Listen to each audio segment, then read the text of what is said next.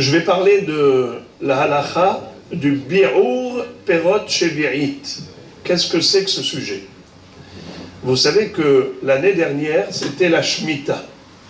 À Tou Bishvat, il y a des gens qui ont pris des etrogim de l'année dernière, de la confiture de etrog, comme c'est une ségoula de prier pour que le etrog de l'année prochaine, de Sukkot prochain, soit parfait. Et donc on fait une bracha sur les etrogim, sur une confiture de etrog. Mais comme cette année, c'est la 8e année, l'année dernière c'était la 7e année, c'était la Shemitah, si on a des etrogim de la Shemitah, est-ce qu'on a le droit de les manger pendant Tou Bishvat et ainsi de suite? Qu'est-ce que c'est que la mitzvah de bi'ur ma'asrot? Pardon, bi'ur perot shevi'it, l'élimination des fruits de la Shemitah. Il y a un pasuk dans la Torah qui dit que Vehaïta Shabbat haaretz lachem le'ochla lecha velibhem techa velahaya asher be'artzecha tihye kol tevu'atah le'echol. Ça veut dire que la Torah nous a donné la possibilité de manger les fruits de la Shemitah, mais à condition de respecter la sainteté de ces fruits. Donc ne pas les abîmer, ne pas les commercialiser, et ainsi de suite. Plusieurs restrictions relatives à la Kedushat Shevi'it. Maintenant, de ce passage que je viens de citer, de cette phrase précisément, Velivhem techa, velahaya asher be'artzecha. Quelle différence y a-t-il entre Behema et Haya? Les deux, ce sont des bêtes. Mais il y a des bêtes sauvages et des bêtes domestiques. Qu'est-ce qu'on appelle bêtes sauvages? Bêtes sauvages, ce sont les bêtes qui vivent dans la nature. N'est-ce pas? Je ne parle pas des bêtes qui sont des bêtes féroces interdites à la consommation. Je parle des bêtes sauvages qui sont cachères. Par exemple, le cerf, la gazelle. Il y a 7 bêtes sauvages qui sont cachères. On retrouve ça dans Parashat Shemini. La Torah nous donne les 7 noms. Ayal, Tsevi, Yahmou, et ainsi de suite. La gazelle. Et donc, par exemple, ça c'est en français, moi je parle en hébreu. Alors maintenant, on a donc des bêtes sauvages cachères, mais on a aussi des bêtes domestiques cachères, comme les bovins, les ovins, le menu bétail, le gros bétail, les moutons, les chèvres, les bœufs, les vaches, ainsi de suite. Nous avons donc des bêtes qui sont à la maison, j'allais dire dans l'écurie, dans le poulailler, dans l'étable, des bêtes domestiques, le bétail. Et on a des bêtes sauvages qui sont cachères à l'extérieur, ou bien même des bêtes sauvages qui sont non cachères.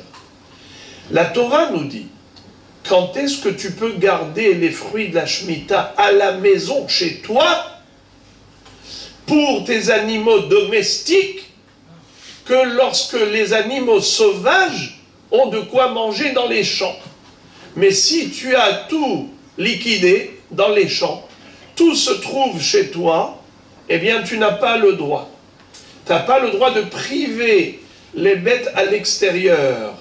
Tant qu'il y a des fruits à l'extérieur, pour les bêtes de l'extérieur, tu peux garder à l'intérieur des fruits pour toi et pour tes animaux domestiques, mais s'il n'y en a plus pour les animaux sauvages, eh bien tu dois liquider ce que tu as conservé pour les animaux domestiques. En hébreu, Kol zman sheyesh lahaya le'echol basadeh, ha'achel lebehem techa min habayit. Kala lahaya min hasadeh, kale lebehem techa min habayit. Cette mitzvah s'appelle bi'ur ma'asrot. Alors, à quel moment ça arrive? Eh bien, chaque fruit est sa nature. C'est-à-dire qu'il y a des fruits qui sont liquidés des champs, épuisement du stock, à un moment donné.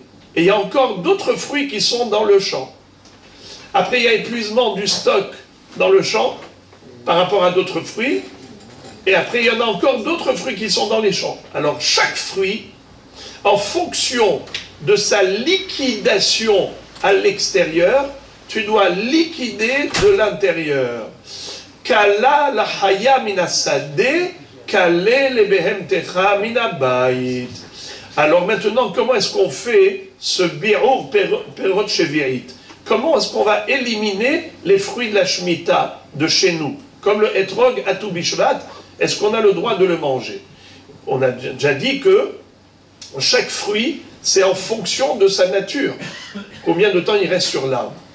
Eh bien, le etrog, sachez-le, qui s'appelle Peri'etz Hadar, la Gemara nous dit dans Masechet Sukkah d'Aflamedeh, pourquoi il s'appelle Peri'etz Hadar? Hadar be'ilano mishana leshana. Parce qu'il réside dans l'arbre d'une année à l'autre. Alors comment j'ai pu dire qu'à tout Bishvat on a un problème avec la confiture de etrog? Mais le etrog il est toujours présent sur l'arbre, c'est vrai. Mais les agriculteurs, au profit des arbres de etrog, pour pas qu'ils se fatiguent, ils retirent tout l'etrogim de l'année dernière pour donner la possibilité à l'arbre de se régénérer, de pouvoir donner des meilleurs fruits, des meilleurs etrogim l'année suivante. Donc il n'y en a plus à l'extérieur. Tu as l'obligation d'éliminer, de liquider de l'intérieur de chez toi. Alors maintenant, comment se fait cette liquidation? Mahloket Rishonim. Selon le Rambam, le bi'ur perot shevi'it, c'est comme bi'ur hametz. Carrément brûler les fruits de la Shemitah qui nous restent encore chez nous et qu'on n'a pas le droit de consommer, puisque c'est le zman du bi'ur, il faut brûler. Mais le rov des Rishonim, et c'est ça la halacha, c'est qu'il faut juste faire sortir de chez soi et faire hefker. Les hafkir, abandonner. Devant 3 personnes, on met les fruits à l'extérieur, on dit j'abandonne, je fais hefker. Ça s'appelle bi'ur ha'ma'asrot, et après ça, je peux récupérer. Vous savez, surtout, par rapport à quoi cette halakha elle est d'actualité, c'est les bouteilles de vin.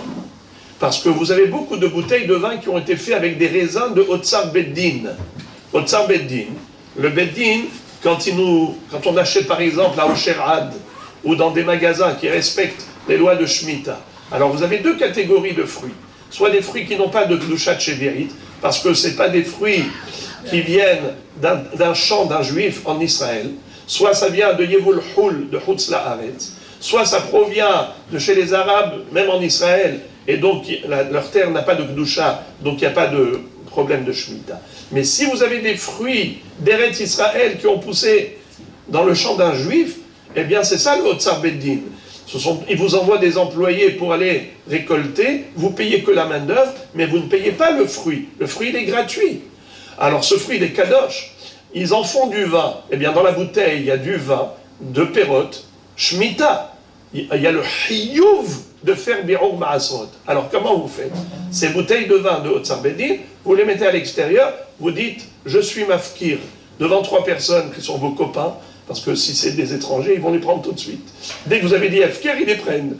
Alors au moins, là, si c'est des amis, ils auront pitié de vous, vous allez les récupérer par la suite. D'accord? Donc en tout cas, c'est en fonction de la nature de chaque fruit, respectivement par rapport aux catégories de fruits. Il y a bi'ur, un perot shvirit pendant l'année actuelle, qui est la 8e année, chaque fruit et sa date. Donc il faut regarder les dates qui figurent dans les tableaux que vous avez, qui sont donnés par la Rabbanout, à quel moment vous n'avez plus le droit de manger des fruits de Shemitah d'année dernière, que vous devez faire sortir à l'extérieur, Hefker, et après éventuellement les récupérer. Bon,